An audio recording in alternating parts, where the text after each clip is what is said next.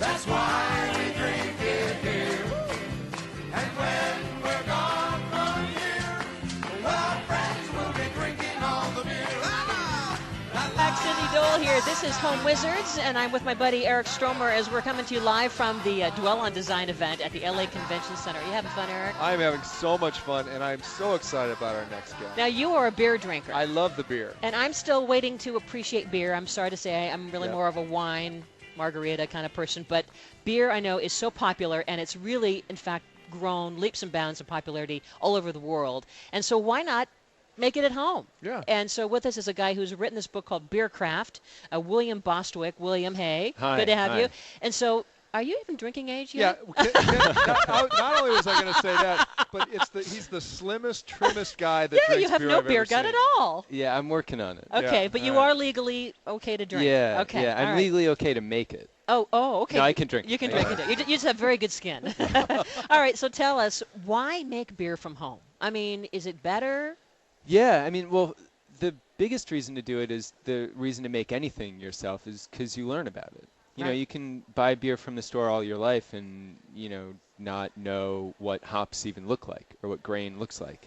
And, that was why we started making it. We big beer drinkers. We like it. And, craft beer, like you said, is really booming. So there are a lot of new styles and new breweries out there. And the best way to learn about how it all comes together is to do it yourself. Mm-hmm. And the other reason to do it is, you can make excellent beer at home, but more importantly, you can make beer that you'll never be able to buy in a store. You'll never I find mean, it. you couldn't, because it's so unique. Exactly. So, Okay. beer you can mix with flavors and things. Yeah, we made just recently we made a chili pepper beer. Yes. We've never Chocolate seen anything beer? like that before. Yeah, chocolate beer is easy to make. All sorts of fruits and spices and that kind of stuff. And then where do you get your ingredients? How do you, first of all, how do you do it? Just give me a quick Yeah. rundown of how this Okay. happens. Well, really basically, so beer is 4 ingredients. So it's grain, usually barley, hops, which are kind of the spice that makes beer bitter and gives it like the citrusy kind of aroma. Right. And then yeast, obviously, and water. And that's all it is. Any beer is just those 4 ingredients. And then, if you want to add chocolate or something. But And you're using your stove. Is that yeah, how- we use our stove. So you put a big pot of water on your stove, you heat it up, you put your grains in there. We use a grain bag, kind of like a big tea bag, and you steep the grains in that hot water for about an hour. Take the bag out, strain it out, boil that liquid. It's called wort at that point. You boil it. Wort? Wort, yeah, W-O-R-T, but it's German. So. Okay. You boil it, add your hops or whatever spices you want, cool it down, add your yeast, ferment it, and then bottle it. And that's it. Is it less fattening when you make it at home? Less carbs all of a sudden. Yeah, I mean, you can make any kind of beer you want at home. So you can make really, strong, really, rich dark beers, which is the kind you like. You like yes, that kind of I love the dark beers. or Now, you can make really light, low carb, whatever. But like whatever. he's like, yeah, low carb. Yeah, crap. yeah, I know. Will this book teach me how to make fine beer? yeah, And yeah. tell us the name of this book again. Beer Beer Craft. Craft. The book's called Beer Craft, a simple guide to making great beer. I almost forgot the subtitle of my own book. And is it tricky? Are there areas where we can just kind of get ourselves caught up in, oh my gosh, I'm a failure. Martha Stewart can do this and I No, can't. I mean, it's, you can get really geeky about it. I bet. And a lot of people do. And in fact, when we I bet there's clubs and yeah, blogs yeah. and things, oh, right? Yeah. And the forums online and everything. And, when we started brewing, that was all there was. There wasn't a really good illustrated, simple guide to, just starting out. So we had to wade through all those blogs and all that, nerdy technical stuff. And that's great. I mean, you can get into that if you want, but it's also easy just to, put a pot of water on your stove and just do it. So you're making your pasta and you're making your beer just side by Yeah. side. You're boiling the water. How long does it have Yeah. to ferment before you can drink it? It depends what kind of beer you make. Usually like 10 days. Yeah. Oh, Yeah. wow. And then how do you store it? I mean, do you need these barrels? Oh, yeah, you can. You got a bunch of barrels? Yeah, we have some beer in a barrel. Do you have a beer cellar? I mean, No, I mean, we live in a tiny apartment, so we have Isn't that like cool? a corner You of can our do it. kitchen. You can Yeah, do it in your apartment. I mean, that's another reason why so we you have wrote no the room book. for food. It's all beer. It's all basically. beer. Yeah. So, do you have beer now that I could come over and have at your house? I mean, we live in San Francisco, but Oh, shoot. You okay. have Next time tasting you're in here town. though Yeah, today, yeah. don't you? Or no? No, we don't. No. Beer, especially homebrew, doesn't last. travel that doesn't well travel. Because it's unpasteurized and unfiltered. So are you putting a top on it and sealing it up and keeping Yeah. it in a refrigerator? Yeah, or you yeah. drink it right off the stove when it's still hot. I mean, you don't drink it while it's hot, but one of the great things about making your own beer is you can get it as fresh as possible. Really? And if you've ever been to a brewery and had beer right from the brewery, you know that fresh beer tastes different than beer that you get from the store. And it tastes even better when it's coming right off your stove, a week old. So where do I go to buy these supplies? There are homebrew stores all over. Most cities have one. You have to go to a homebrew store. Well, I mean, to get the grains and the hops, which are kind of specialized. But they have these kind of ingredients. stores in Los Angeles. Yeah. Maybe you can get some of it online. You can definitely get it online. And then who did the illustrations in the book? They're really cool. So my girlfriend and co-brewer Jessie Rimo did all the illustrations. Yeah, she's Fantastic. sitting back there. She just passed me a $10 bill. Yeah. Well, I love that you're living in an apartment and you're doing this. So really, Yeah. no matter what size space, as Right. long as the beer doesn't overtake the entire place. Right. I mean, most other homebrewing books are for 5 gallons, making 5 gallons at a time. Wow. And that's a lot of beer. That's 2 cases full of beer, and we just don't have room in our kitchen for 2 cases worth of bottles, especially not in our fridge, Yeah. Who else doing this? I mean, is it mainly Americans, or all over the world people are wanting to do homemade beer making? It's actually pretty big in Australia. Yeah.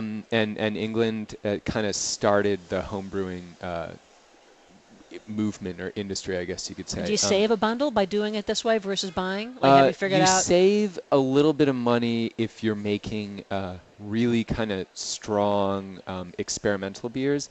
Like you mentioned chocolate beer. Yes, so all about the chocolate. I can't imagine. So is it really good? Well, we lived in Brooklyn for a while, and Brooklyn Brewery makes a really excellent chocolate stout. But it costs a lot. I mean, I don't know, $14 for a 6-pack or something. And if you make that at home, it's much cheaper for sure. Right.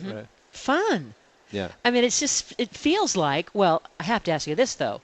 Do parents ever say, wait a minute, William, you're teaching the kids who are early not able to drink how to make it at home? Yeah, I think my parents Right? I think my parents had loftier expectations for my first book. Yep. But so you can come up with all kinds of crazy flavors, coffee stout. Yeah, we're making pepper a coffee stout? beer now. Yeah, we made a juniper berry IPA recently that was it was okay. Now, do you know much about the history of beer making? Yeah. And yeah. so the origin, is it the Trappist monks? Or it before goes that? way back before that. Yeah, it started about probably 12,000 years ago in Mesopotamia. Uh-huh. So the Sumerians were some of the first people to make beers, and the ancient Egyptians made a lot And too. is beer older than wine, or? No one knows exactly. I mean, I guess you could probably assume that someone left a pile of grapes out one day and they fermented, and that would Right. be kind of a proto wine.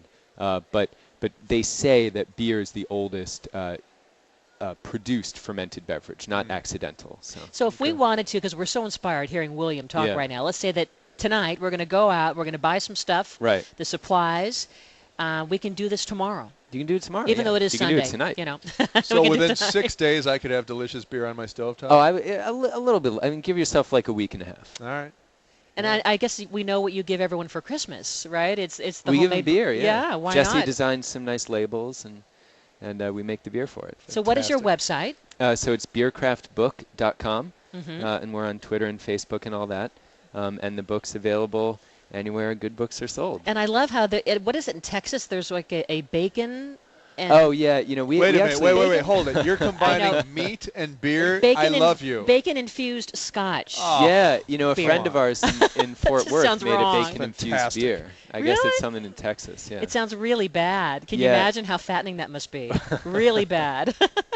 But We why haven't not, tried it yet. right? Yeah, why not? You're making it yourself. Why Okay. not? Well, fun to have you here, and It's really you're great here to be tomorrow here. as well.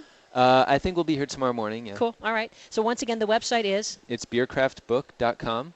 The book is called Beercraft. Beercraft, and you're William Bostwick. Yeah, check it out. Thank you. Very Thank you. fun. Thank you, I think we guys. can do this. I love you, Bill Boston. I mean, it'd be a fun thing to do for, well, for your friends. You and I are for going to your make a pot of beer, we're and gonna we're going to get cuckoo.